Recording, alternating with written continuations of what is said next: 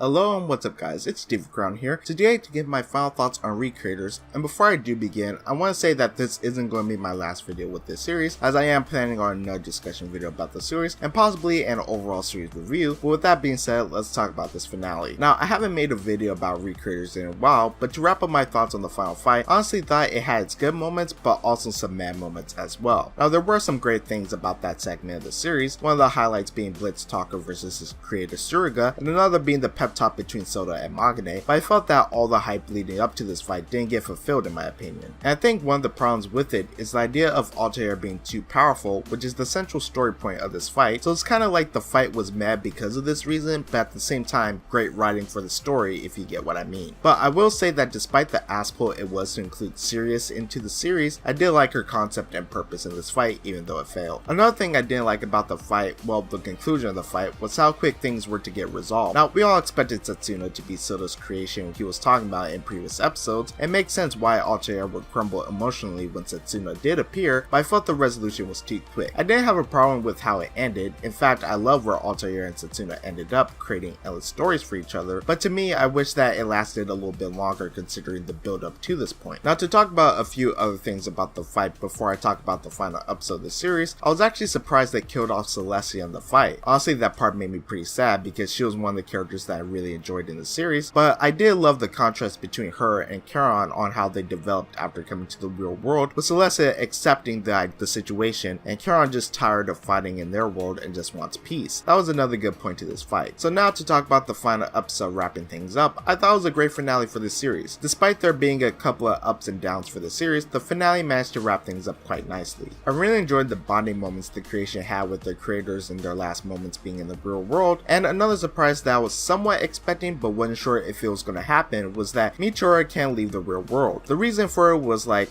sure, why not, but it's still really cool to see. So yeah, great finale, and I don't think there's anything else about the episode I want to expand on, but now, what do I think of Recreators as a whole? I think the series was trying to tell two stories at its core, one being the actual plot of Altair and the creations, and the other being the underlying plot and thoughts of the creators of the show themselves. And like I said, I'll have another video about Recreators being this topic, but I actually enjoyed more of the creators plot more than the actual plot of the show, mainly because it's interesting to see how they view their medium and when it comes to creating stories and how they feel about the characters they create and some of the things that happens in their medium, whether it be collaborations, the audience acceptance, and more. It's one of the aspects of the show I enjoyed, and I liked how they intertwined those ideas in the plot with Altair, with things like creations having their own unbounded character development, revisions, and more. It was probably the strong suit for Recreators as a show. Now, to talk about the main plot of the show with Altair, I thought it was good. I don't think the show is anywhere near a masterpiece, but there were a lot of cool ideas added to the series that most series never delve into. Also, I enjoyed pretty much all the characters in the show, even Soda at the end, who did get a lot of hate in the beginning, but completely understandable given the full scope of his character. I think if I would have to name my favorite character in the show, it would probably be Matsubura. I just enjoyed his character when it came to him and how he felt about the stories he created and how he felt about Celestia. Not to mention that he was the character that was the main outlet for the actual creators of the show to express their thoughts and ideas into. So yeah, that's currently my thoughts on how I feel about Recreators.